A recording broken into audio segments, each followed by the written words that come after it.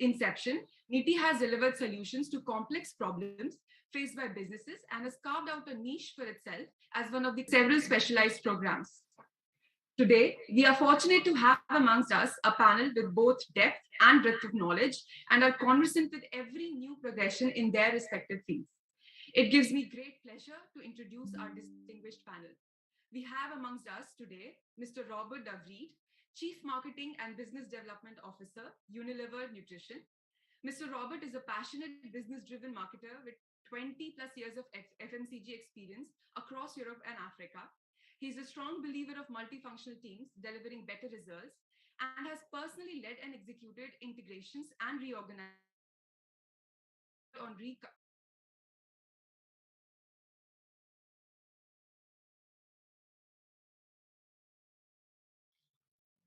We have with us Mr. Kartik Shankar, Head of Global Procurement, Perfetti and Melle. Mr. Kartik is a highly skilled and accomplished procurement leader with 26 plus years of experience across leading global FMCG organizations, including Perfetti and Melle, Nestle, Coca-Cola, and Hindustan Unilever, among others. Fascinated by the confluence of sustainability, innovation, and technology across the Scout to Serve spectrum, he actively advises startups in the areas of sustainability, procurement, and supply chain digitization. Thank you for joining us, sir.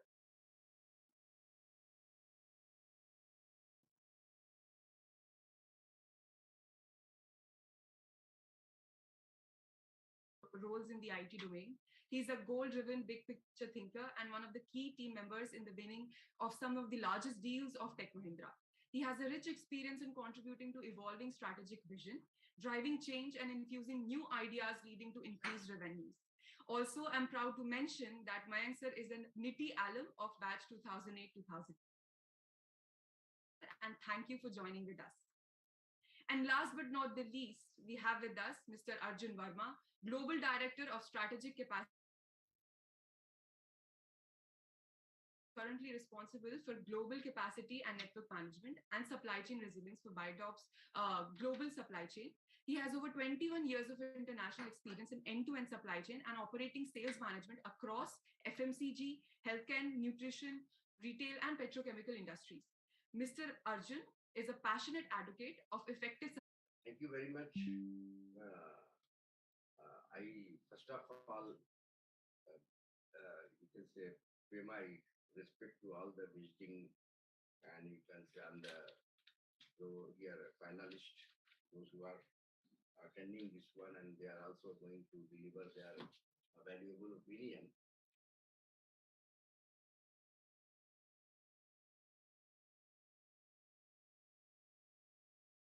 Come out. Officially, I feel that such a program which is organized by the students, this has a massive reach because many of the business houses, along with the participants, practitioners, and students, they listen passionately this kind of discussions which are being taking place with us. So formally, I can say that it's a great pleasure to welcome Mr. Robbert, Mr. Kartik Shankar, Mr. Arjun Verma, and Mr. Mayank Choudhary. And for all of us, that it's one of the distinguished panel that I can say who are representing different domains of the businesses. And they are going to have a very valuable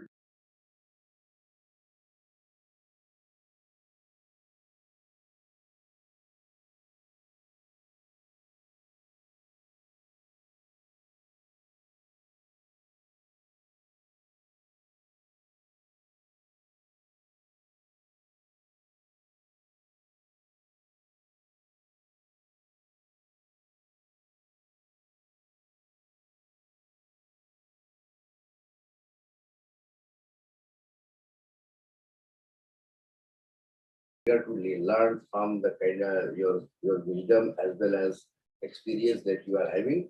And now, formally, once again, I welcome all of you at this platform and request my student coordinator to take up the issue further with the experts, and let us see that we should all gain valuable experience as well as visualize and see that the discussions which is taking place further. Thank you very much.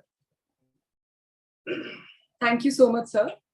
To help us conduct and take this event forward, we also have with us Professor Binal Kumar Amaral from the Finance, Economics and Strategy Department. He has a PhD in economics from IIT Bombay, and his teaching interests are managerial economics, macroeconomics, and industrial economics. Professor Binal will be moderating the session for us this evening. Therefore, now I would request Professor to take over and moderate the session further. Thank you, Arushi. Recording in progress. Thank you, Arushi. Good evening to all of you and our respected director and Professor Afikbar, Professor Kanapuri, and my friends. And I'm sitting here with a kind of a proud feeling to be part of this third edition of the International Business Conclave. And one of the reasons I'm being proud is the topic which they have chosen. When it comes to the globalization, since the Silk Road times, the international trade was emerging as one of the major reasons for driving the growth of the economies. But it was only the 1850s and beyond when the production and the refrigeration and all such kind of things have evolved and led to the growth, which has entered abruptly in 1914 when the First World War initiated. And then it took almost like 4 to 5 decades to reach back the normal scenario of trade, and that is in 1950s and beyond, which again got a break in 2007 when the world faced a kind of a great recession. Since then, a kind of a reversal moment was taking place, and that is known as kind of a deglobalization. And now with the COVID-19 and the Ukraine war and the Chinese issues, the more trade barriers coming against the Chinese products, the things have become kind of a slowbalization as well. So even though we all are aware that world a better place, and it has contributed to the well-being of a large section of the society in the global economy as a whole. But nevertheless, there are issues in the globalization, which was highlighted by many people. But the recent trends of deglobalization, or say slowbalization, with the advent of the new trend of stagflation, because the US economy is touching economies. Even in the case of US, we can see that it is almost in the are getting into a negative growth scenario. And in the case of UK economies, again, it's going to down. And even in the case of Europe, the inflation is going up. So kind of a stagflation trend. In this background, what do you think in the case of the deglobalization, whether it is driving this kind of with us, with a kind of an experience from the FMCG sector, which is considered as the less vulnerable to such kind of extreme business cycles? And we have people from Perfetti and Bystov, and also with the advent of COVID-19, we have seen the importance of digitization, and we have the representation from this. With this background, I just want to open the forum for a discussion and start with Robbert, and asking what exactly, whether this the recent trend of stagflation or the recent downturn of economy is an outcome of this deglobalization and or slowbalization. And then we will move to the others to listen to their point as well. So Robbert, you would like to have a presentation, or you like to go with the... Yeah, if I could have the presentation, that would be good. Is there somebody that can present that? Yeah, that's fine. Yeah. So we can find where exactly we can synchronize your points as well as the topic. Okay. Otherwise, I'm also happy to do it without the charts. That's also fine if we prefer that. Yeah. Yeah, you can go ahead with the presentation. Then we'll chip in with the other. Okay, that's fine. So thank you, Professor, and thank you, everybody, for having me here at this NITIE International Business Conclave. It's a real pleasure to be able to be speaking to you today. And I will be speaking about today's topic from the perspective of a global food business indeed, which, of course, as many of you probably know, Unilever also having a very big footprint in India with the company we're all very proud of, Hindustan Unilever.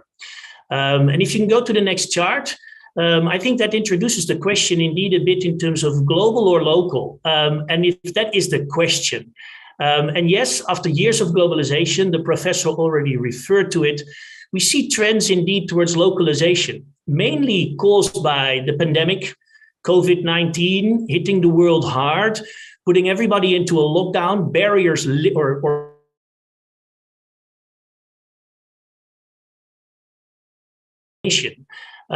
however, it is not as simple as this, because it almost feels like this is a choice, globalization or localization. But to our perspective, there is something much bigger going on, involving the entire planet, which is also even getting worse and worse over time, and which is causing us to have a look at this global or local decision in that sense. And if you can move to the next chart, the issue that I am referring to, and which we need to take into account before we decide to choose global or local, today, if we look at the global picture, well, at the same time, close to 1 billion people still go to bed hungry. And that in a reality, while a third of the food that we produce globally is actually being lost or wasted. Yeah. And if that wouldn't be a problem by itself, the way how we are producing and consuming our food is actually exhausting the earth resources and fueling the climate change, of which in many places we are actually starting to seriously experience the consequences of that. And I think the good thing maybe about the COVID pandemic is that it reminded us about the importance of having a resilient food supply chain. I think regardless of where you were in the world when COVID hit, you experienced that certain products were suddenly not available anymore, either because they were not coming into the country anymore, or because whole industries had to shut down as a consequence of factory workers having to stay, people not being able to travel and bring in the goods. So I think we've all learned the importance of a food system, and nothing less than a real transformation is needed. And it will answer that question on global or local. If we can go to the next chart.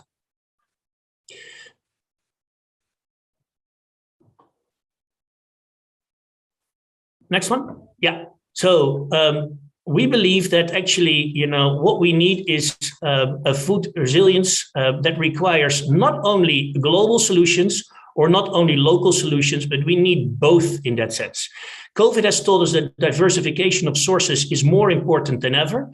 And food systems that are resilient are actually open and international and not only local.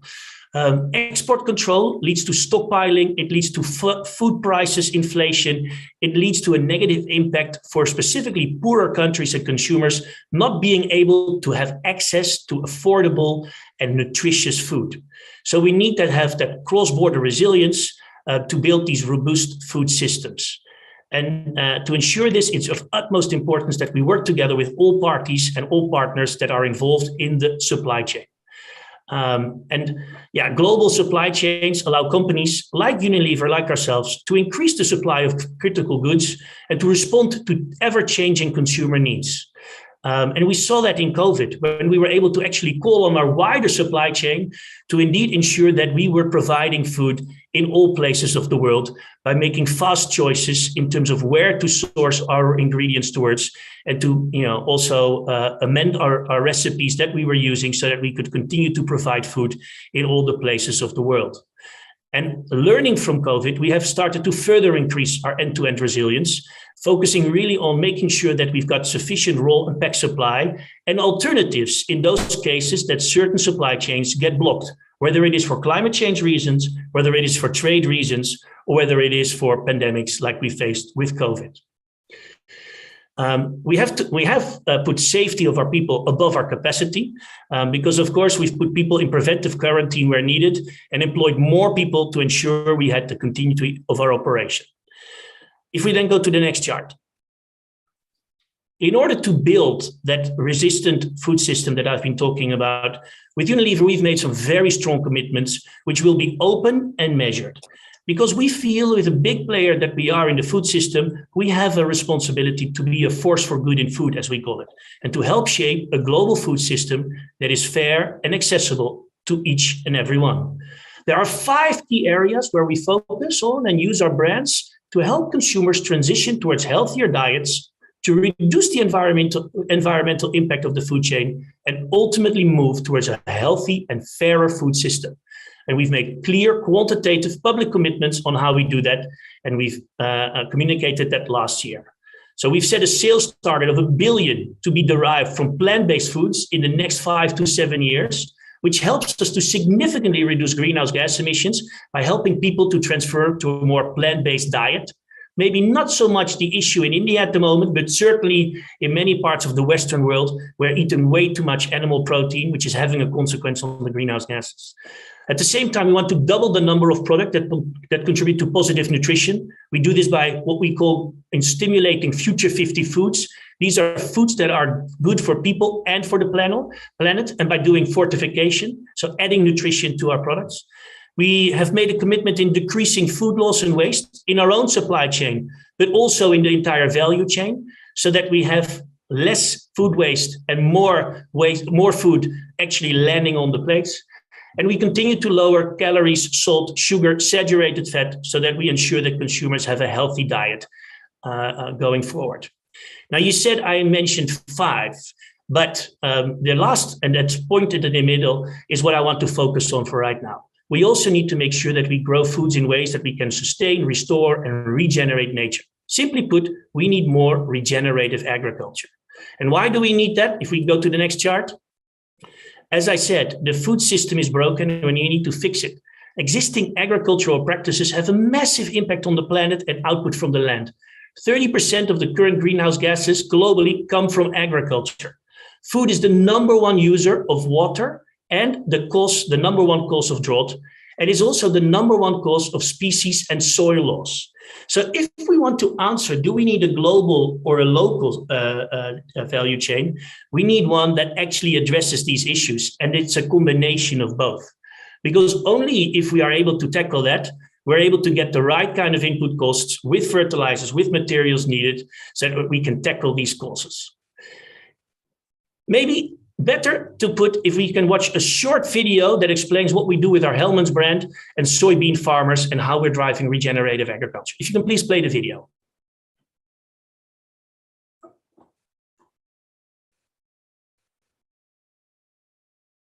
One more click.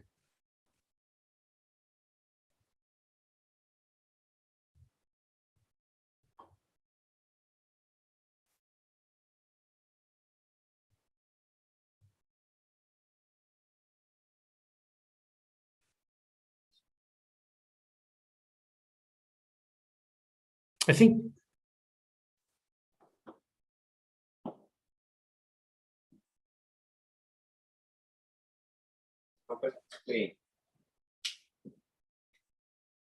is it playing well? Yep. Okay.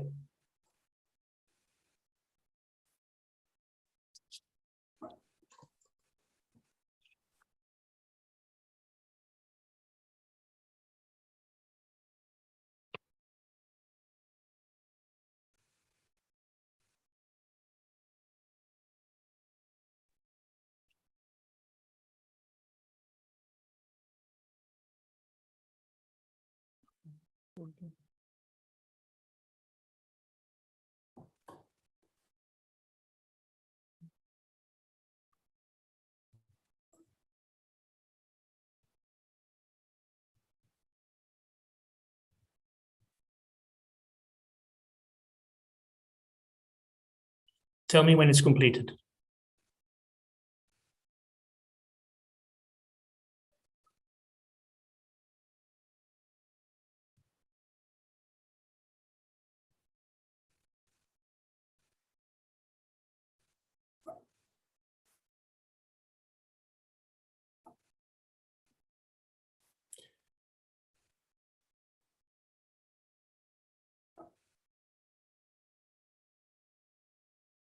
Okay, then let's bring it to the next chart, the final chart. So I think this is, I hope this helps to answer the question, and let's bring it a bit home. And here you see a picture actually of myself beginning June when I was in India with my leadership team, and we were actually visiting a farm called Choudhary Farms. And Choudhary's motto is seeding goodness. And together here at this farm, many smallholder farmers built crop-specific integrated value chains, removing the unnecessary middleman, reducing post-harvest losses, and more importantly, they are implementing regenerative agricultural practices like cover cropping, mulching, and consistently tracking and measuring the results. And we started working with this farm 4 years ago. And together we've built the first tomato processing plant in the heart of their central campus and helping to educate more and more farmers on more sustainable tomato farming practices. Quality has improved, the soils are healthier, the yields are up, and our Kisan brand is an ever better product for the people of India. And food systems of tomorrow will be built on strong local change for the big crops that you need to have locally, but also get further scale from global trade to ensure food is accessible, affordable, and nutritious for each and every one. So it's not either global or local, it's actually the combination of both and making sure that we drive that together with the partners to ensure that not only today we have good food, but also the generations after us have very good food and nutritious and tasty food. And of course, with beautiful Kisan at the heart of India. I thank you very much. Thank you, Robbert. So you have taken the discussion much beyond this thing. It's basically talking about even your supply chain agility. It's just much more this thing. I'll get back to you with more how Unilever is getting adjusted with more such black swan events in the supply chain. This thing. Thank you, Professor. More to Kartik. With a similar kind of question, how do you view this trend in deglobalization and slowbalization? How the confectionery industry is looking at this particular aspect? Because globalization always helped to attain the better supply chain network in the earlier.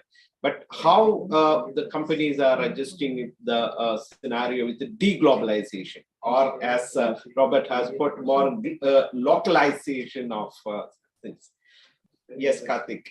Yeah, so I think, great points raised when shared by Robbert, but I'm looking at it a little differently. I think even before the COVID story started or the war situation started, I think it was a matter of balance, and excess of anything would have had its repercussions.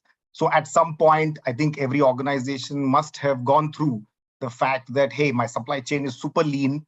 I'm getting probably the best cost in the world because it's coming from another continent. But hey, I'm sitting on risk because if something happens on that thin pipeline, then I'm not protected. So I think there was let's say a kind of a take the whole global system for granted attitude, especially around risk. And when you start moving away from the entire value chain and focus only on my expertise, and as long as I'm getting my stuff, I'm good, and you're not looking at the system holistically, you balance. And when you're breaking the balance, you're bearing the consequences of that. So to my mind, it's just something that's got accentuated because we probably did too much of it across the value chain. I remember there was a time when I was in Nestle, we were looking at tomato paste and China was dropping prices left, right, and center. It was just making eminent sense that we just buy tomato paste out of China and that's it. But somehow, for some reason, we paid 30% more locally and still kept the local base alive for about almost 2.5 to 3 years, because in tomato paste, you tend to buy almost 18 months ahead. And so keeping that was a huge decision. We could have said, hey, it's not worth it because globalization is fantastic. We just get the stuff 30% cheaper. Why waste your money? But then you kept this for a rainy day, and the rainy day came very quickly in about 3 to 4 years. China showed their muscle and the prices took off, and then you had somebody to fall back on because you developed that relationship. So I think the question is, do you have a resilient, as Robbert mentioned, supply chain where you're able to develop relationships to support your resiliency? If that's not happening, in any case, you are sitting on thin ice, and you are probably ignoring the risk that was there. So I wouldn't really put the blame squarely on globalization. I would say, hey, did we do too much of it? And we are bearing the consequences and coming back to the middle. And therefore, I sort of agree with Robbert. It's a kind of a balance. You really have to make sure that you're looking at global, you have local, and risk, which is a largely ignored subject for such a long time, now takes center stage, because that becomes probably a bit more critical than just the fact that you were focusing on cost so far. Okay. Thank you, Kartik. It's really interesting to know that how the companies are looking much beyond that temporary or short-term profit while doing the procurement, rather than the sustainability of a strong supply chain is much more preferred criteria. That's really nice to know. And with this, I will move to Arjun, keeping my digital front as the thing, to understand how Weisdorf look at the same phenomenon with the changing approaches in terms of the procurement or ensuring more agile supply chain network. Yeah, no, thank you, Binal. I think just to give a bit of a context about Weisdorf. So Weisdorf is basically the leading skincare company in the world. And in India, we have brands. We basically come under the brand of Nivea India. And so that's how people know Weisdorf in India. We are present in more than 160 odd countries, and we have a global supply chain. And incidentally, I look after the global supply chain network, and I'm responsible for where do we put up our plants, where do we produce in the network, what do we produce where, how do we build our supply chain. So this is a question which vexes me on a daily basis on how do we really set this up for success in terms of our global network in this changing environment. And my principles, basically, I would say there are three broad fundamental forces which I see, which are basically impacting the world today. So we had globalization from the 1980s to about 2010s, and after that, during especially what you see is that the three broad forces. One, I call it social tension, and this is, as Robbert pointed out, is basically one which is related to the strain of a natural ecosystem, and that's what Robbert talked about in terms of the food supply chain. There's another element out there, which is that there is a rising discontent with capitalism all over the world. And you saw that in the US elections. You see it in populism coming through in different parts of the world. There's another force on economic nationalism. And this you see very strongly coming out in different parts of the world today. I mean, the war in Russia-Ukraine is one example of this. But you also see it in the APAC region. You also see it in different parts of the world. And this is coupled with China getting stronger and US getting weaker. So there is a US economic hold in the world which is going down. And that's why you see a lot of strains which are coming through in terms of tariffs, in terms of taxations, in terms of protecting what is one owed to protect one own people. Okay, and this is and the third one is technology, but I would keep that aside. But this basically means that the free world which you had generally in say between the 1980s to 2010s is no longer one world in many ways, and it's basically groups of countries which can work together with each other and who have a common interest, and this is what we are seeing. So I don't go from, as Robbert also pointed, I don't go from global to local, but I would say it's global to regional, and it's a regional concept. It's regionalization. Maybe some companies got strong footprints in countries where you can really source it locally. But in general, I see this trend that we need to find out which are those set of countries which can work together with each other, and how do we fit in a supply ecosystem within that. And that is what we are looking at, and that's how we are trying to then balance this entire piece as to how do we go regional in a way which can work for us. The second piece is, of course, this entire supplier piece where you need to really find what are your tiered ecosystems. Because one of the things with COVID, we realize in post-COVID now is that we really don't, as a world, and most companies I think would agree, we don't know our suppliers beyond our tier 1 or latest tier 2 systems. So we really don't know who's supplying, and you have a cascading implication into the supply chain from your tier 3 and tier 4 suppliers today, which is disrupting your supply base. So that's the other piece on visibility, which is there. But I would say if you have to look at a broad trend, it's global. You need to look at how do you look at your supply chain between global and regional, and that is where I think maybe somewhere the solution lies. So maybe as first thought, this is what I would say. Okay, thank you, Arjun. You have given for the next question of mine, but nevertheless, I will go to Mayank, because even if we talk about deglobalization and reduction in the global trade as a totality, but we have, in terms of particularly the trading goods, in terms of the trading services, we can see there is a significant growth has occurred even in this pandemic time period, because the services has contributed largely to adjust or address major problems of pandemic as well. But with the trend of deglobalization will now spreading all across, as Arjun has clearly mentioned, it's becoming more and more political economic aspects, because deglobalization or slow globalization is more political than economic. How do you find the technology part or the tech industry is adjusting to these new trends? Professor Vinil, thank you very much.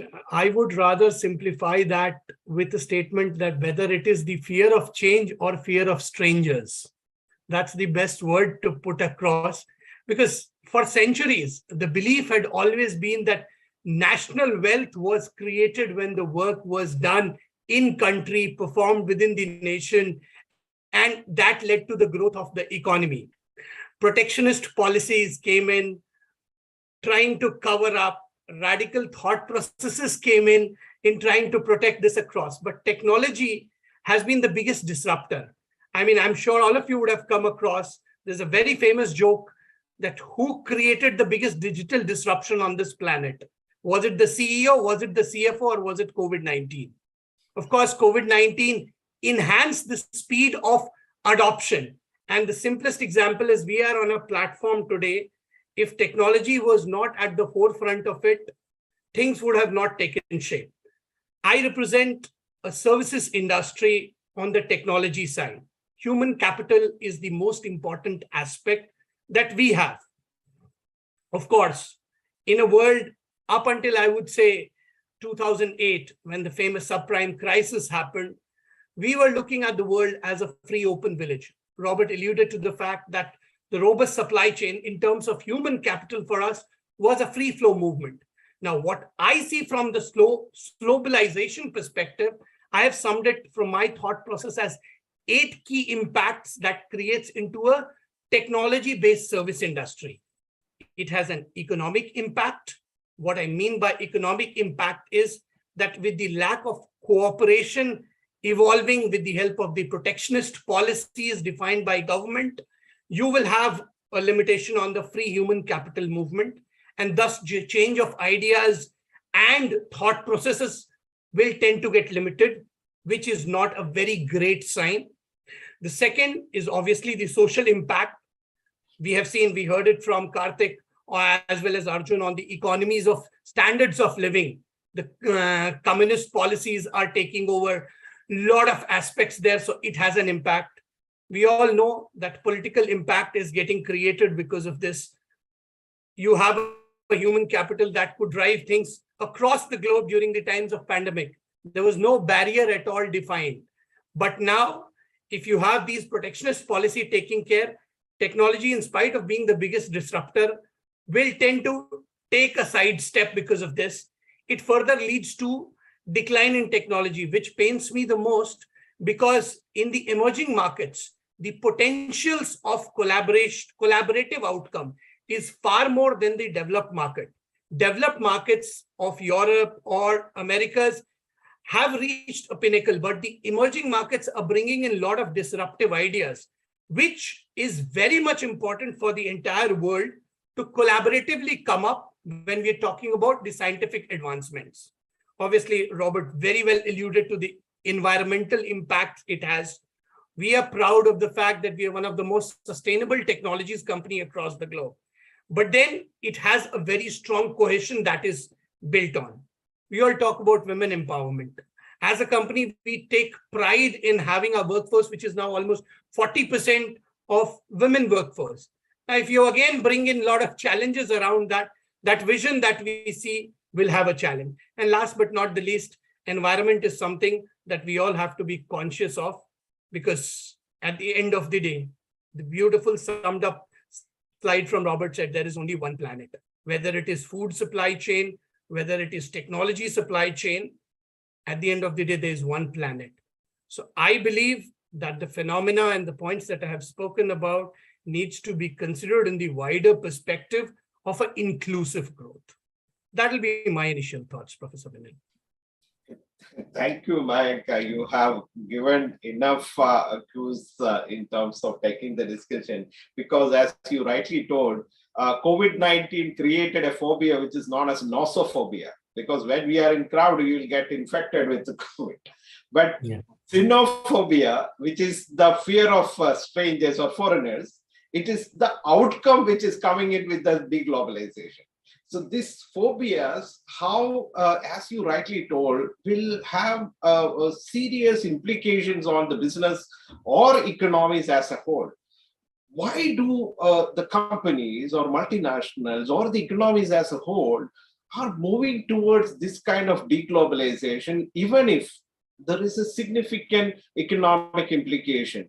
So even if, say, FMCG companies will be relatively less affected, as I indicated in the case of the extreme business cycle events.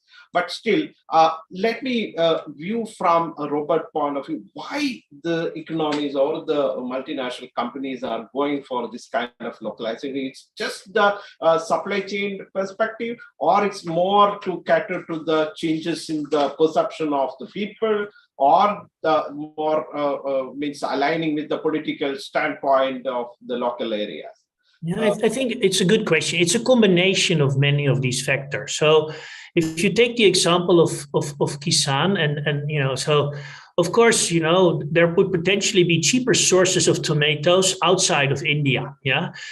The question is that a compelling proposition for our Indian consumers, that they're actually their most beloved ketchup is importing, you know, tomatoes from a neighboring country? Why would people not want to have, you know, that Indian farmers are proud to grow these tomatoes? Then there's an aspect of, okay, what does that do from a transport perspective? How much additional greenhouse gases or carbon does that emit? And are we then able to, you know, if we are then able to unlock the power and you know, improve the yield of all these smallholder farmers and give them, you know, a fair income, let them be able to provide an income for their family, then we're also giving something back. And that becomes then a whole compelling proposition. You understand? So it is a more worthy product for which maybe Indian consumers are willing to pay a little bit more if they understand that. It's a way how we can improve the supply chain resilience because it's closer by. And it's a way how we can make sure that we are doing that in a more regenerative and thus more sustainable way, protecting our planet. Yeah. Now, of course, things can happen. So we need to be aware what happens if something would, you know, whether it would be drought or, you know, an infection maybe. Then, of course, we need to be able to then, you know, be lean and be agile in our supply chain so that we can continue to provide products everywhere across the globe. But it is really these factors which are causing us to look for more and more of these local kind of solutions, but never as an exclusive source. And of course, there is also certain crops are just grown in specific areas. So we will never be able to grow vanilla in, you know, Europe. So that will continue to come outside. Yeah. So you will also be looking at these kind of aspects, but it's a combination of all of that, Professor, I would say. Yeah. And it's our job as marketeers to make that a compelling proposition. That's good. That's really important to highlight. So this is one of the major factor, or which is considered as a favorite factor, which is basically considered as considered by the advocates of deglobalization, that it is good for the environment. Yes. The more you create a local resources, local supply chain, it will be good for the environment. But is it good for the economies as a whole? I'll take the discussion from Arjun this time, because I'll change the order and see how, because Arjun has highlighted the global perspective and also highlighted the importance of this because of the changing the political standpoint, and accordingly how you are adjusting the supply chain, a global supply chain, and how it is going to affect the economy, both in the case of the company point of view as well as in the case of economic point of view. Yeah. No, I think good point, and it's a fundamental difference. See, organizations, as we understand, are entities for profit. Okay, at the end of it, but today, you cannot be an organization with profit as your only motive. You need to have a larger purpose as an organization, and you need that purpose also means that the consumer is pulling you in a particular direction where they are more and more demanding in terms of what they want from the products they consume, from the companies who supply them these products, and what kind of a value chain is acceptable to consumers. And this transition, you see it very strongly already happening in Europe. It started to some extent in the US, and then it's slowly coming also into the APAC and other parts of the world. And that's why the consumer is literally pulling it. I mean, I would say if you look at the trend in Europe, there are sites wherein if your product is not compliant sustainably, people will not buy a product. All right, and so that is already I think a good thing, and which is making companies also transform.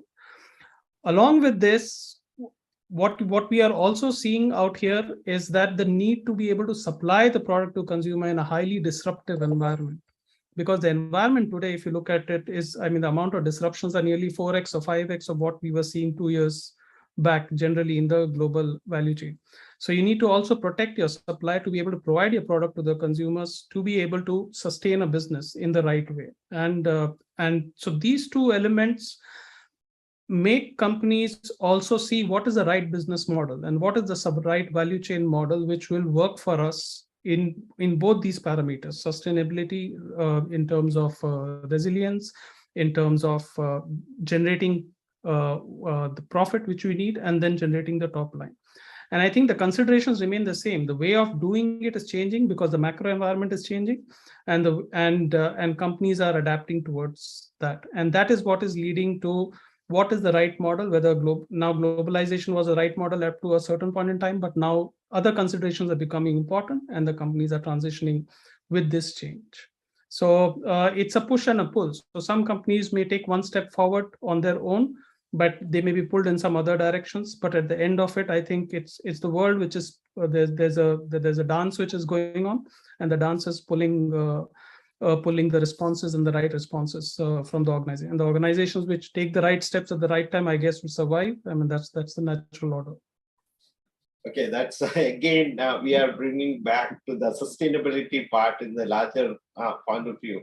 I think when it comes to the Amazon forest, which large part of the Amazon forest, rainforest get destroyed for soybean cultivation, which Robbert has already shown how Unilever is changing that particular aspect, making the soybean cultivation more sustainable and nature friendly, and more regenerative in terms of it. And I think Bestov is doing quite a lot of work in because in the case of palm oil cultivation, which is the largest contributor to destruction of Indonesian rainforest, even Bestov is doing quite a lot in terms of making a sustainable supply chain for palm oil for their product as well, I suppose. Again, if I'm coming back to Kartik, bringing more, again, who has highlighted about the economics and profit and localization part, and the kind of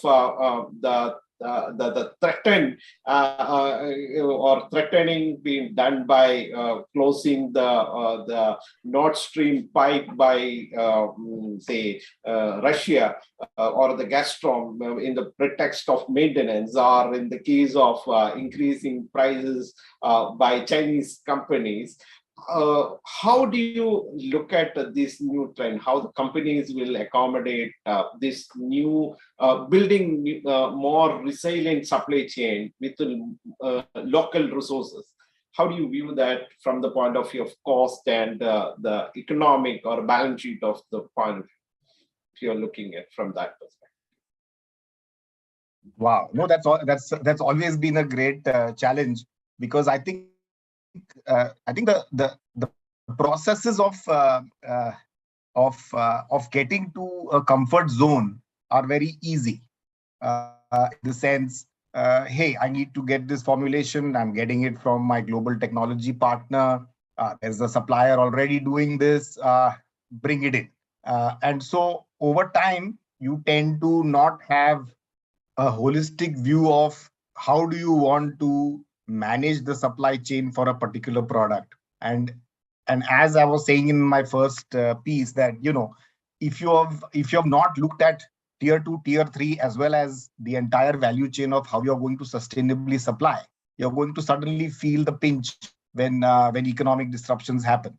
So I think that there are two paths to saying how am I going to manage my value chain, which is inherently volatile. And that assumption we never made a few years ago. Post-COVID, we are now making an assumption that all supply chains are volatile in nature. And that's why let's start looking at every element of it. And as you start digging into every element of it, you start to say, hey, there's risk here and there's risk there. And so I think risk has become center stage for you to say, how am I going to, at the start of my journey, evaluate risk more effectively rather than, fill up a few worksheets given by a few consultants and say, yeah, my risk is done and my BCP is done and I've never really shipped anything to see if that BCP works. But rather than saying, how am I effectively going to measure my value chain with risk, and I'm going to have an effective plan which works and actually invest in that plan to make it successful. Sort of localization, which I've done in many organizations, has come out of the will to have a local value chain rather than an overall cost plan. So risk has to be center stage for you to decide how am I going to build my value chain. If you have cost at your center stage or you have something else at your center stage, then you're in a different zone because your decisions get affected accordingly. Whereas if you say, similarly, say sustainability is my mission, then your decisions change completely because you're pivoting the entire value chain to fall in line with what promised your consumer or what you're planning to do with them. So I think that that thought process of saying where is my entire value chain story pivoting from has to be answered first, and then automatically the answers will follow, even though they may not be solutions, but at least your directions start to get clear that I have to go in this direction if I want to pivot my value chain out of a pure convenience or cost situation, which was the case a few years ago because everything was taken for granted. But now I have other imperatives which are going to drive those decisions. And so you start to see evolution of newer value chains, evolution of newer channels, regenerative stuff, localization, and the implications of greenhouse, everything to come in to say, because I'm pivoting on this as my fulcrum, my value chain starts to then align in that direction. And then you start to see a completely different way of working. So I think that's the turning point, really. And I think COVID has been a catalyst for us to say, that's the way to do it. First, you decide whether you want to live on convenience and manage other elements of your organization, or shall I pivot it on a parameter which will make a huge difference to the way I work. Okay, that's really interesting point which you have brought in.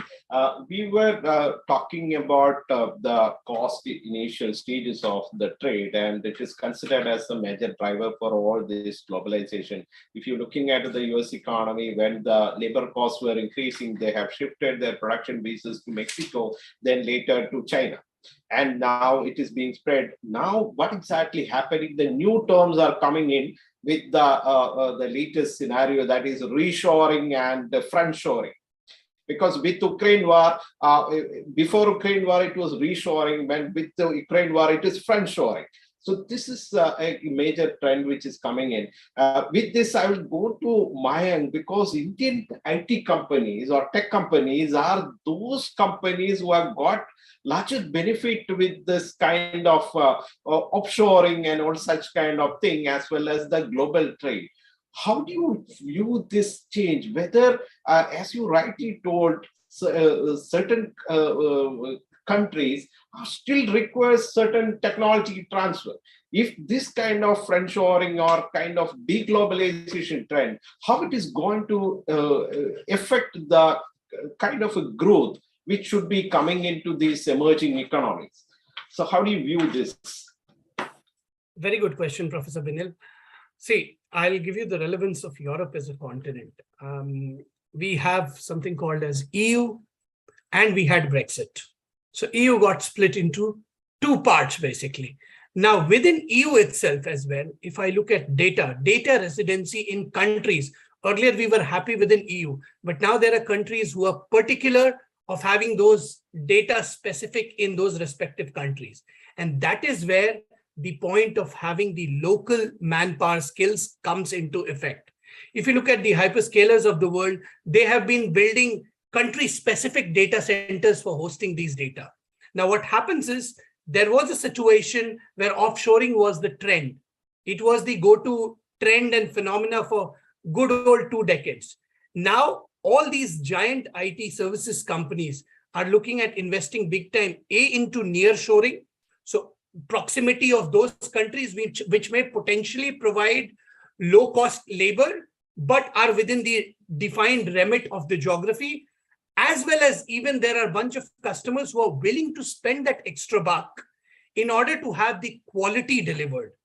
I have multiple customers who are more than happy to take a complete onshore model, provided the value of work delivered gives them a better output to their investment. And if you can take care of the aspects of your obligations that you need to deliver, A, for the business, B, for the economy, and C, for the environment. It's a complete hybrid model, if I tell you, because as I keep alluding, COVID taught everyone one simple phenomena, and that is if there is a will and desire, digital disruptions can be done from any part of the globe. And Kartik alluded to a very beautiful point. I mean, I lead the partner ecosystem for Tech Mahindra in Europe. Prior to COVID, I was always of the notion that tier 1 partners are the go-to technology partners to whom I have to work with. Today, I have got an army of partners who are tier 2, tier 3, and I have to gauge my risk of supply chain that if a customer requires, let's say, X amount of compute to be delivered for a transformation project, if the tier 1 suppliers are not able to deliver it, can I go and hedge my risk with the tier 2, tier 3 supplier without impacting the business? So it is a combination of a hybrid model, Professor Binil, and B, you have to, as a multinational company, build those local capabilities in country, because that is how you contribute to the growth of the local economy. Otherwise, you end up becoming confined to a country-specific organization. And that is the fundamental premise of a multinational organization. Okay, thank you, Mayank. Yes, you have rightly told with the America First movement of Mr. Donald Trump and the Mays, as well as the Brexit movement in UK, has been the major highlights of the globalization trend in the world. But as you rightly told, as these multinational companies have to cater to the market, which is spread all over the world. And obviously, when it comes to the supply chain agility, we need to have local sourcing. What will be the trend in foreign direct investment or other investment trends, or creating more supply chain capabilities in the local area? How you find this kind of a capital movement in the trend? I'll start with the Robbert. How do you find, because you have talked about empowering Sahyadri farms in India, which is considered as the #1 exporter in terms of the agri product in the country. So it we can basically find such kind of empowerment is taking place with the help of such, say, FMCG merger. So what do you find from this? Whether deglobalization will be helpful in such aspect, movement of capital and creating local sourcing?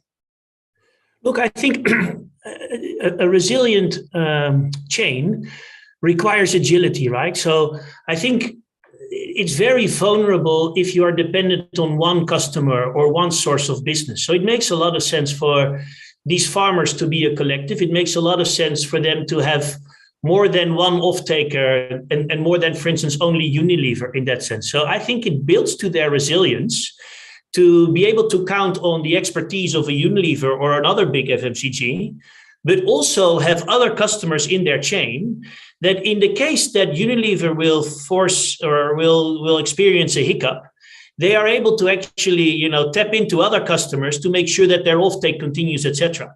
I think everybody should have multiple options in order to really be able to provide a sustainable chain going forward. So, and that's why I'm saying it's a combination of that.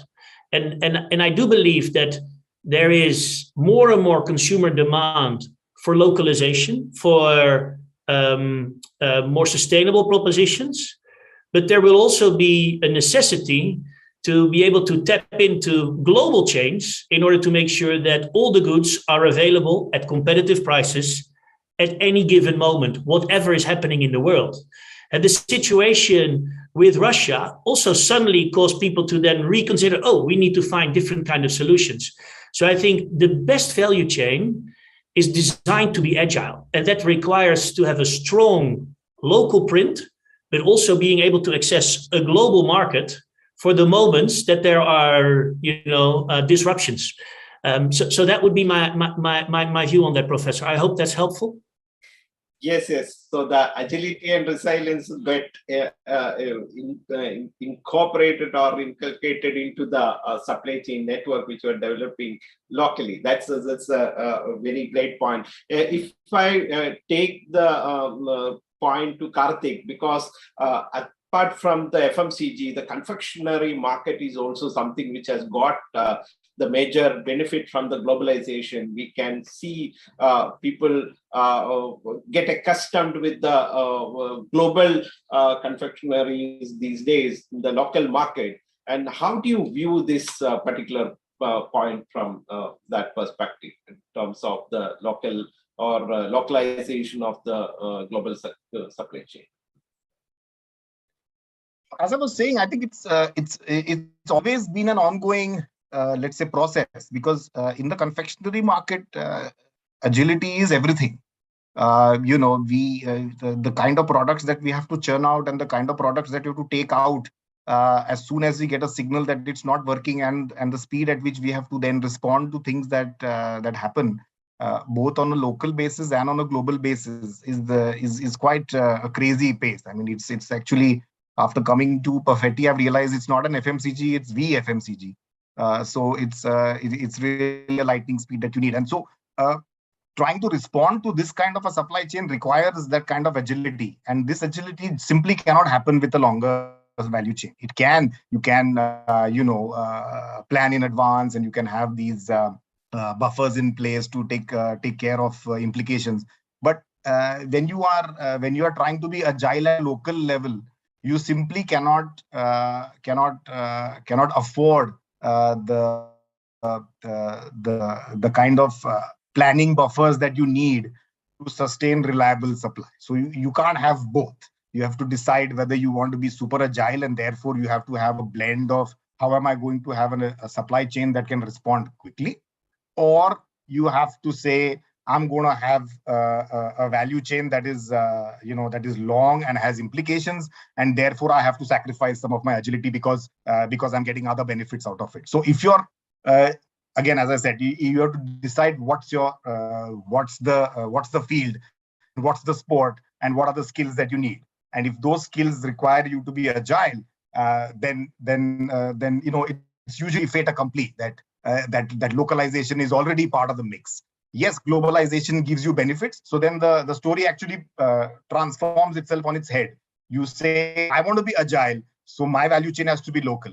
And then the question flips completely, where you say, what are the elements of globalization that I can now bring into the localization to make myself more efficient? So then it's a complete reverse lens when you start to say that I want to be agile. Because then the story now becomes quite the opposite of what you started off with. And so that's the mindset that has been driven based on the fact that, hey, I have certain other priorities in terms of how I want to do it. Similarly, as Robbert was mentioning, you have greenhouse gases, you have sustainability on your agenda. Then you now have to balance completely different things. I want to buy organic stuff. I want to buy regenerative stuff. Then you have to go to the place where it's available.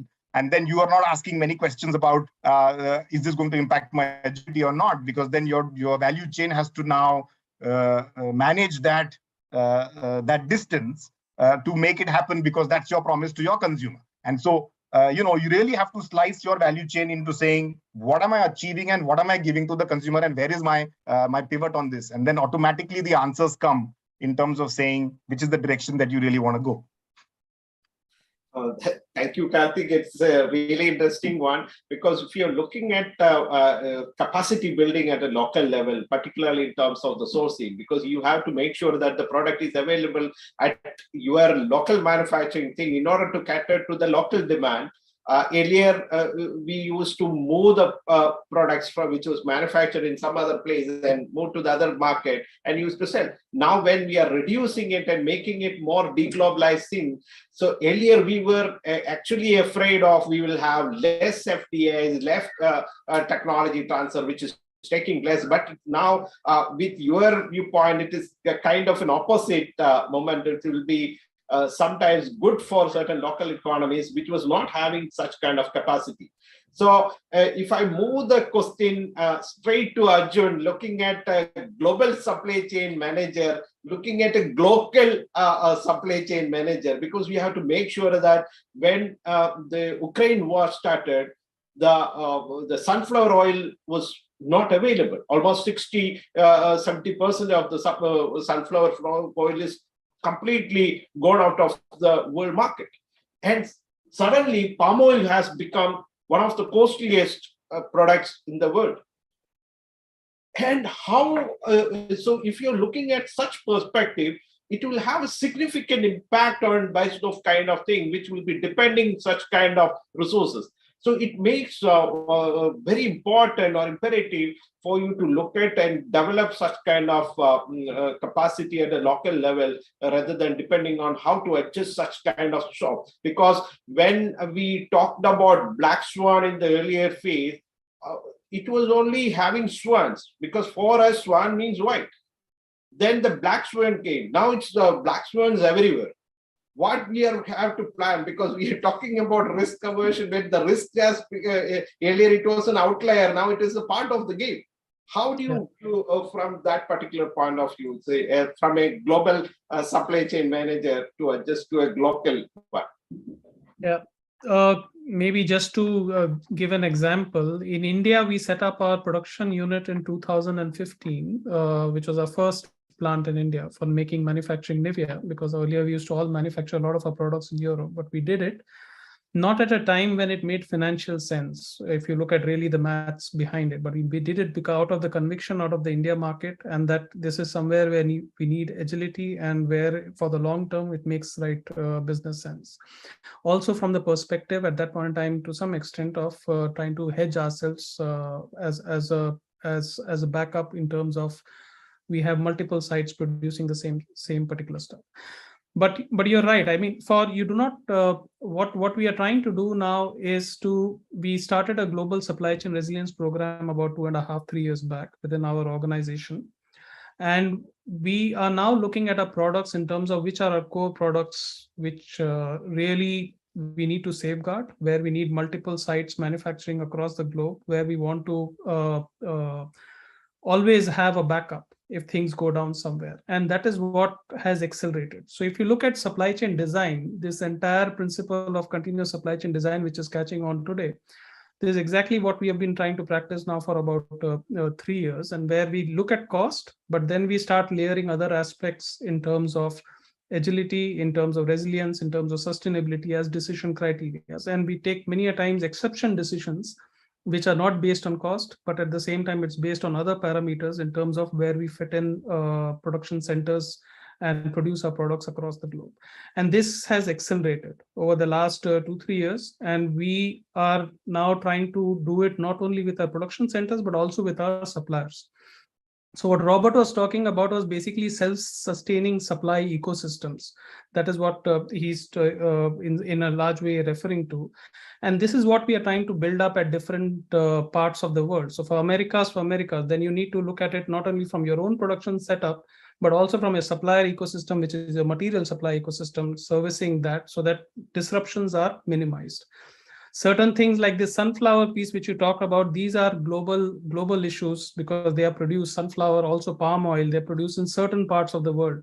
So these are natural ecosystems which have not really developed in every parts of the world and is fragile. And so there you need to have hedging strategies and try and see how best to manage. And that's how we are trying to do. I guess most other companies also would be doing the same thing. But that's maybe a few thoughts on this, Professor Binny. Okay, thank you, Arjun. From the tech industry point of view, with the new technologies coming almost kind of in every month, new technologies coming, and then we are looking at integrating certain other aspects to address the global climate change aspect, moving to more electric vehicles, hydrogen vehicles, and more renewable energy, and talking about a global grid on or global solar alliance, such kind of scenarios. So we may require quite a lot of, say, technology transfer in this particular scenario. How do you find this IT industry looking at these kind of things with the new trend? Because this supply chain disruptions and the pandemic, you have mentioned quite a lot of things, but with the new technology coming in quite often, how do you find this transfer take place across the globe now with the new deglobalization, or as you told, the nearshoring trends are coming in? How do you view this? So let me be honest, compared to the challenges which Robbert, Arjun, or Kartik face, because they have to deal with the tangible aspects of the products, thankfully, the technology companies do not have to worry too much, predominantly from the fact that if a supply chain of a raw material is not coming, how am I going to deliver the end product? Rather, my set of challenges is, what if my human capital, which is my biggest asset, is not willing to unlearn? So for me, the most important aspect as a company is that my human capital, in order to be able to deliver the new age advanced technologies or the transformation we are looking into, should be more than willing to unlearn and then relearn. That's the mantra that we strongly, not just we as Tech Mahindra, but across the entire IT services company, the biggest challenge or dilemma that we face. Remember, there is a limited pool of talent, and the war for talent, coupled with, in brackets, the Great Recession and movement, continues in our IT services industry. But then, how much effectively are you willing to invest into ensuring that your human capital is of the age where they are able to perform and deliver those transformational projects? Now, coming to the second part of your question, how is the technology transfer happening? That is where now companies like ours are forging a very close association with academia, with research institutes, and various other organizations who invest time, effort, and energy in building those capitals.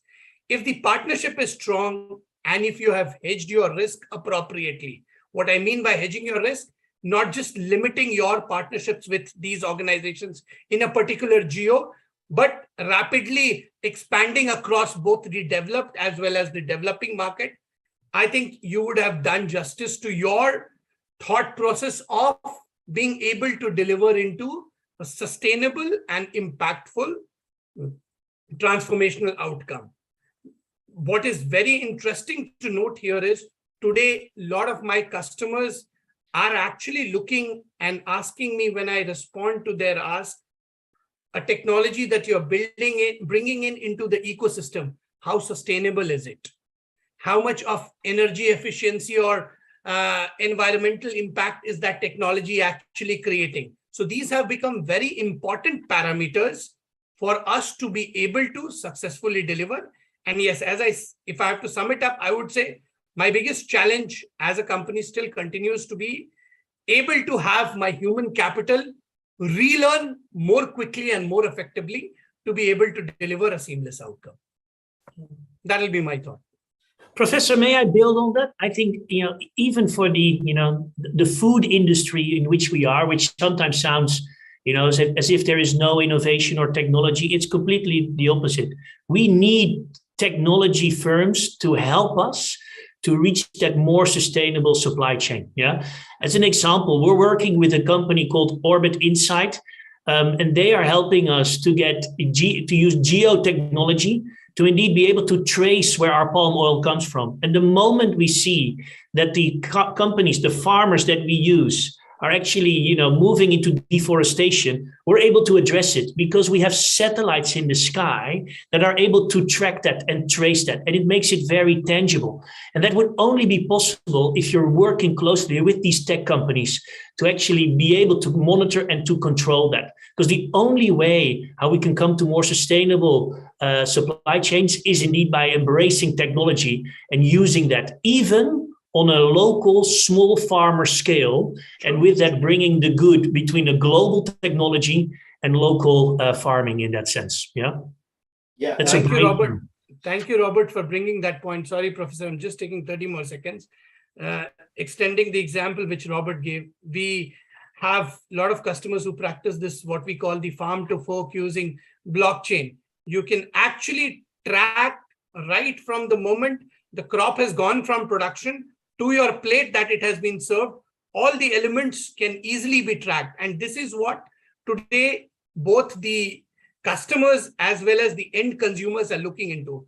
I would be very happy if I'm drinking a coffee and I'll realize it has come from a sustainable source across the entire value chain. Rather than realizing and finding myself, the coffee's taste is wonderful, but there are a lot of pains hidden behind the entire growth journey. So that is where technology plays a big disruptor. Thank you, Robert, for bringing that point. Thank you, Mayank and Robert. This was the question which was there in my mind. And so it's basically talking about the changing the consumer preferences, how the markets take into this consideration. Because now is one of the major thing which is basically people look into that from where the product is coming in, from where exactly it is being manufactured. And it earlier started with only the electronic product. Now it is coming into be more local perception or local orientation in terms of the sourcing of the product is coming into the picture. So as you rightly talked about, more tech companies are getting into agri-technologies or providing SaaS to or software as a service to this kind of thing to get or bring more traceability about the product. So this becomes a major challenge. How do you, being a FMCG manager, how do you view this and how to create your supply? Because it's required quite a lot of agility in terms of the supply chain, because it's much more, because if you're looking at from the point of view of the sourcing of the product till the end use of the product, we are basically trying to track what exactly the environmental footprint of it or the local sourcing, where exactly the production comes from. It is a much robust way of tracking the whole production or value chain. So how do you equip yourself into that? Yeah, it's a really good question, and it's a bit of a marketeer's job, I would say. What you see is indeed there's a growing need for transparency. How is this product being produced? Where is it coming from? But at the same time, you see that consumers are sometimes, what they say and what they do is different. So, because you're right, getting that transparency often comes with a cost, yeah. And if that cost becomes too high, you start to see that actually the consumer is then, deciding with his or her wallet again, and rightly so, right? If your budget is constrained in that sense. So it doesn't allow us to then, go for it needs to come at an acceptable cost, and otherwise you start to lose that consumer demand again. So we have to find ways how we're able to make it relevant at an affordable cost, so that consumers are willing to embark on that. And I think also, again, there, as a global company, we feel we have a responsibility, because although many consumers say, I want my products sourced as close by to me as possible, that is not always the most sustainable solution. I'm living in a country where we have to grow many of our vegetables in greenhouses. Yeah.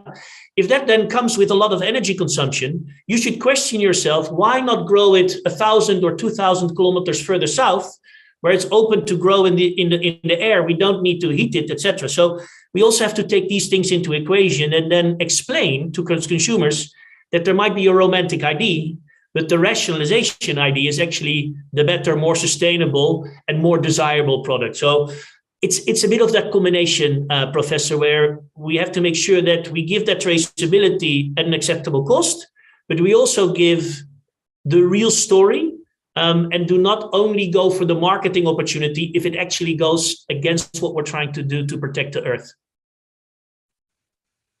Really good approach, because nowadays, earlier we used to look at from scope 1, scope 2 pollutions. Now which we are going for scope 3, so we have to basically coming from, or we have to track the entire carbon footprint from all the value chain. So yes, the multinational companies are also facing this pressure. It is good to change the approach altogether to basically make ourselves equipped with this kind of changes in the trend to become more sustainable. So Arjun, so what is your viewpoint in terms of the changing perception of the people in terms of the changing preferences towards this localization trend?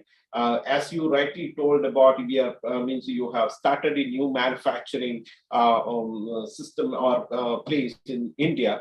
What exactly your view on making such kind of local manufacturing all across the globe? Don't you feel it will have significant impact on the costing of the product, or we have to, or we are forced to do such kind of thing as well? In terms No, I think again a very nice question, Professor Binel. I think Robbert spoke about it a little back on this.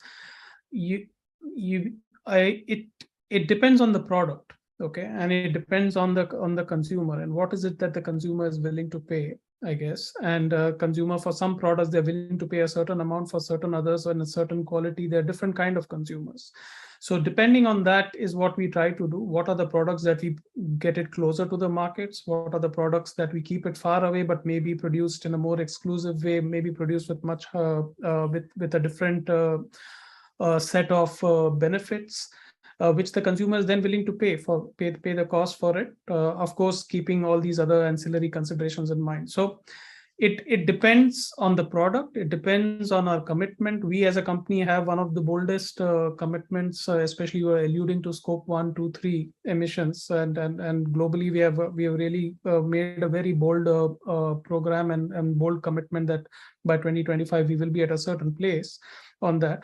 So we are committed to certain aspects of being a company which works for the society benefit, and so those considerations sometimes outweigh the benefit or the business considerations, and they are subsumed within that. But we also want to also see that we provide our consumers the right products, the right solutions for their skin at a cost which also makes the company run. So we are trying to balance this kind of this overall piece and try and see what we localize, what we keep it global, and how we do it. But the general trend in all of this, as the company grows, as the consumer preferences change, is that you go more and more into this regionalization and localization of production, and that makes sense. So as the company grows larger, it makes more and more sense to be able to produce it within a local ecosystem with local end-to-end supply. So you cannot only have the production there and the sourcing from, say, 10,000 miles away, but you have to have this ecosystem thing to work well together. And I think that is what companies try to do, and we also try to do that. Okay, so Kartik, you will have something to share on this particular aspects, the more changing according to the consumer preferences. No, I mean, I really go back to the days when Coca-Cola was in the glass bottle, right?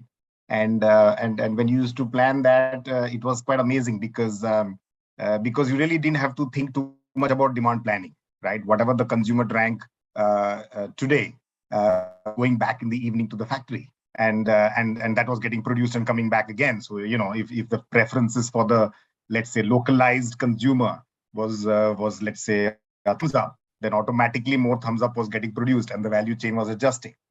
So this was beautiful because it was a closed loop localized system. We had 44 factories across the country and everybody was responding to consumer as fast as you can. But then we said, hey, wait a minute, we want to now give the consumer a convenience of drinking Coke anytime, anywhere. It was we had a slogan within arm's reach of desire, and so you had to therefore pivot away from a glass bottle, which was technically looking as like a great recyclable local solution. And then lo and behold, PET exploded everywhere, and you had plastic all over the world, and then consumers were getting they wanted.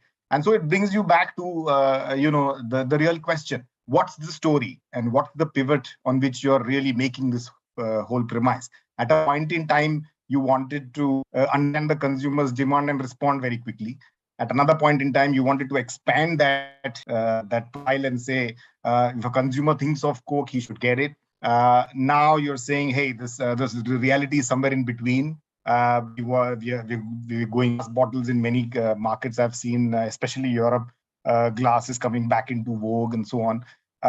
And so I think the question I push back to marketers always when they come with a wild sustainability idea to implement is, what's the consumer story? If you really have a consumer story that's going to work, then the system that pivots around it in terms of localization, in terms of carbon footprint, all the implications around that, if it's really worth the effort and you're seeing the story expand, then it's worth putting that energy and effort into making that a more sustainable business, not just for the planet, but also for the business. That the business can go on with these wild ideas, and some of these click and some of these don't, and you have to. It's an on and off thing. But I think the real point is what's the story you're selling to the consumer, and is it really something practical that you're going to benefit out of it?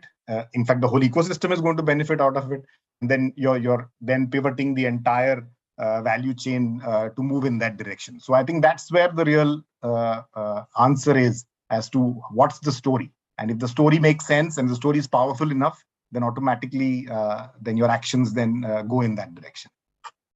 Okay, that's good. So if you're looking at from the point of view of the story which you are selling and how to create that stories, and particularly in terms of the sustainability, more sustainability reporting becoming more and more stringent, and now even with the ESG funds are coming into the picture, and those who are polluting in the world are considered as a dirty industry. People are shying away from investing in such companies.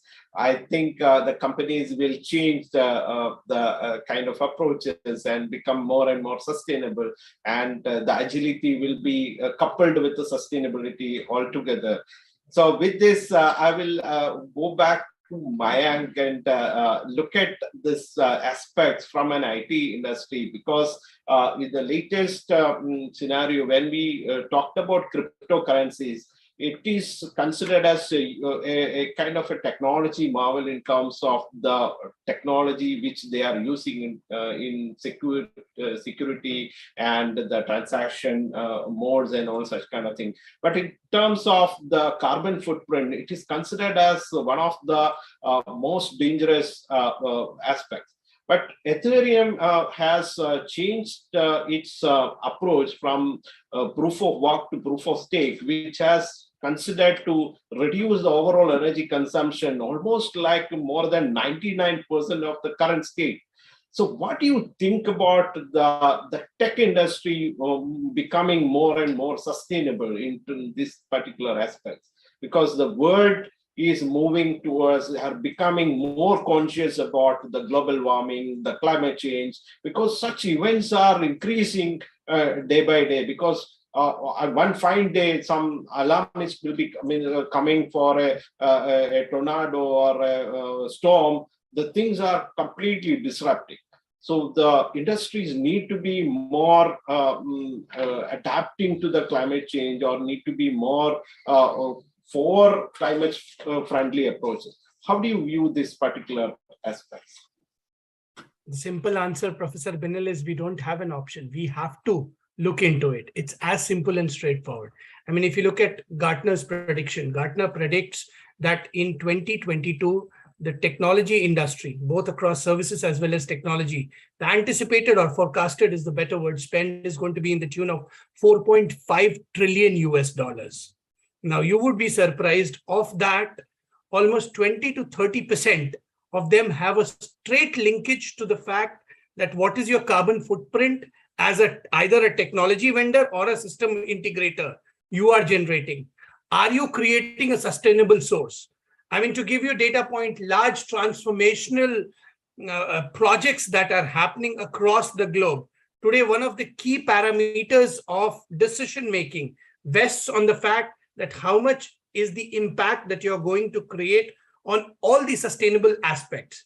There are customers who are now coming back and categorically asking, hey, in a data center, whether it is within my remit or with the hyperscalers, what is my electricity consumption? 5 years or 10 years back, somebody would have said that a customer, an enterprise grade 1 multi-billion organization, is worrying about the fact that how much of an electricity consumption is happening. No one would have ever thought about it. But today, this has become a qualifying criteria for many of the end customers that we deliver into. So my simple answer is we do not have an option. And I will again go back to Robert's favorite slide. I'm going to take the copyrights without giving him any royalty. There's no planet B. So that's the simple answer. There's no option. If you're not there, you will lose the game very quickly. So that's a great point to end the discussion of International Business Conclave. But as a last point, or the advice to our students, I will ask, what should be our students looking forward in terms of the opportunities in the case of international business arena, or how they should equip themselves? This question is relevant for all four of you. So give them a simple advice to our students, how to equip themselves to be part of this international business. Of course, we have two alumni here, but at the same time, I'd like to hear it from the others as well. Yeah. Robbert, can you please start? Sure. I would advise students to stay hungry to learn. There was this old model in the past where we thought after you've done your university studies, unless you would become a professor, but then it would be done, right? And you would start to work. And I think with the pace in which the world is changing, with the challenges that we face, we need to continue to dare to ask questions, to be vulnerable, and to say that every day we need to continue to learn, because only then are we actually able to really make that transformation that is necessary and continue to add value, whether it is to a local or to a global economy. Kartik?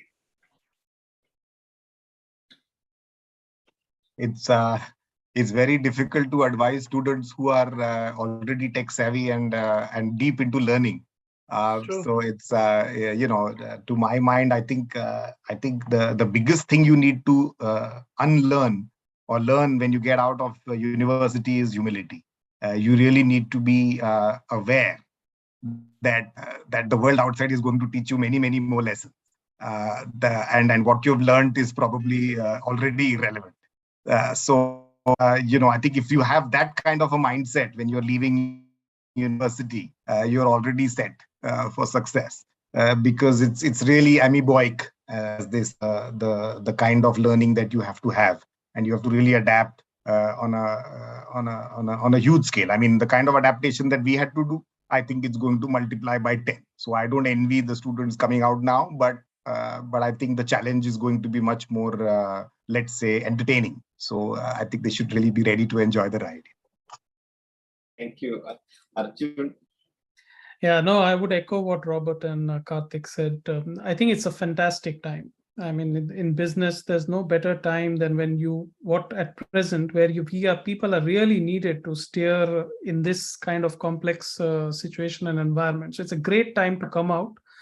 It's a great time to be young. It's a great time to really get into business with a hungry mind, with a humble mind, and ready to learn, connect with people, and build relationships. And in a global environment, learning to work in a multicultural environment, I think these are some of the facets which really will make everyone successful. And yeah, but with an open mind. I think if I have to put one word, go with an open mind. Okay. Last but not least, Mayank with his all spirit. So Robbert, Kartik, and Arjun have summed up three beautiful aspects. Robbert said, be willing to unlearn and learn quicker. Kartik spoke about humility. Arjun spoke about networking and building your network and having an open mind. I would only add up by saying celebrate failure. Fail fast, recover faster. There is no, as humans, if you're not committing mistakes, then we are not being truthful to ourselves. So celebrate failure. Failure is the next stepping stone of success. I'm sure all of us have learned and read this. Thomas Alva Edison had one unique capability besides inventing the bulb. He knew 10,000 ways how not to make a bulb. So celebrate that. And Arjun said, this is the most beautiful and exciting time to be in. The world is an open playground. Thank you, Professor Melle. Yeah, thank you very much. It was really an interesting discussion today, because the experience of all my panelists reflected all through the discussion, because I was finding it difficult to catch up the speed in which you are throwing the new concepts and new this thing, even with whatever the preparation which I have made.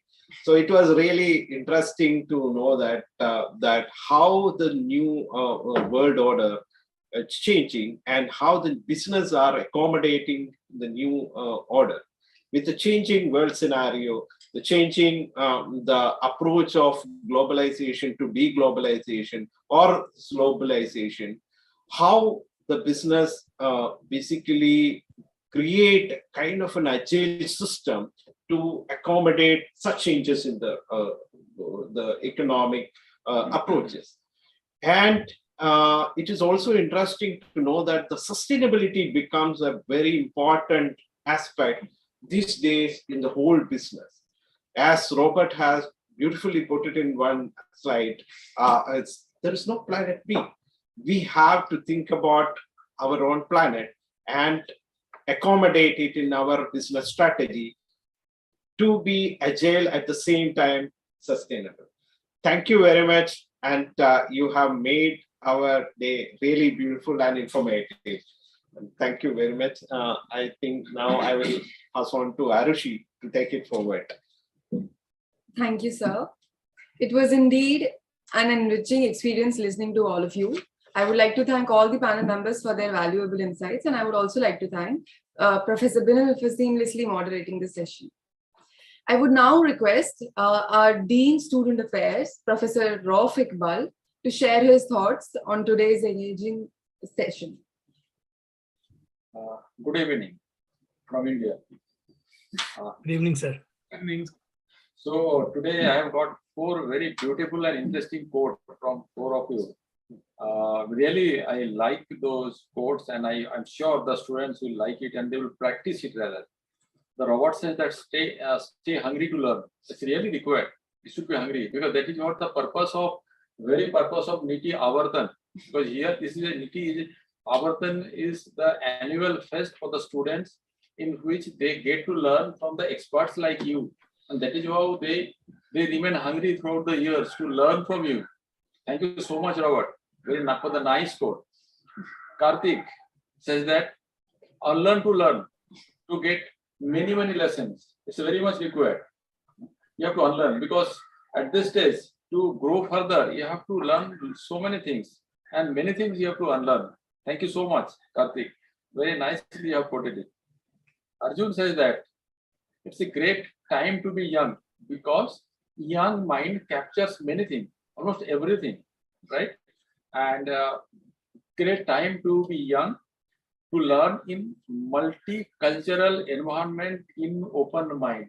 So nicely you have explained the whole thing, Arjun. Really thankful to you. And this is really helpful for the students. And Mayank, you have created really very interesting things. Celebrate the failure. I'm sure none of us do, but it's required. Thank you so much. You fail first and recover faster. And this is the ultimate practice by not only the students, but everyone of us. Thank you so much. It was a quite interesting session.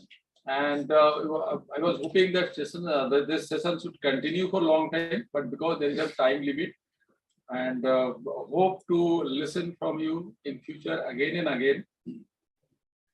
Thank you so much, and probably hope to see you physically here sometime at NITIE. Thank you so much. And for every kind of event, there is a team for planning and execution.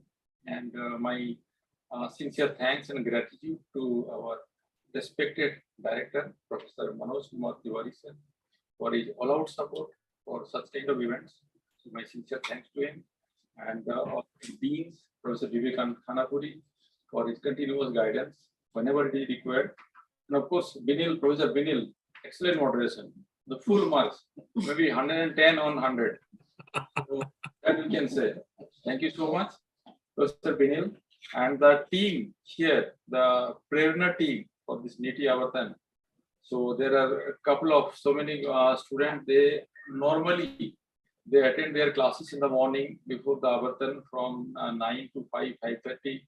Then they will go for their little snacks. They come back and they almost work almost full night for this Avartan, and tirelessly, like we can say that our Black Cat Commandos. Thank you so much, all of you. Very nice job you have done. Very successfully you have conducted. Thank you so much. And my sincere thanks to all the various departments of NITIE who have continuously supported us, from accounts to director office to admin to state section to placement, every section, each and every section, to academics. So each and everyone who has supported this event. So thank you so much. And it was really wonderful listening to all of you, the panels. Thank you so much. Thank you, Arjun and Robert and Kartik. It was a pleasure connecting with you. And thank you to the team and the professors for giving the opportunity. Thank you. Hope to see you Likewise. soon. Have a great evening, everyone. Bye-bye. Thanks, everyone. Bye-bye. Thank Bye. you. Thank you.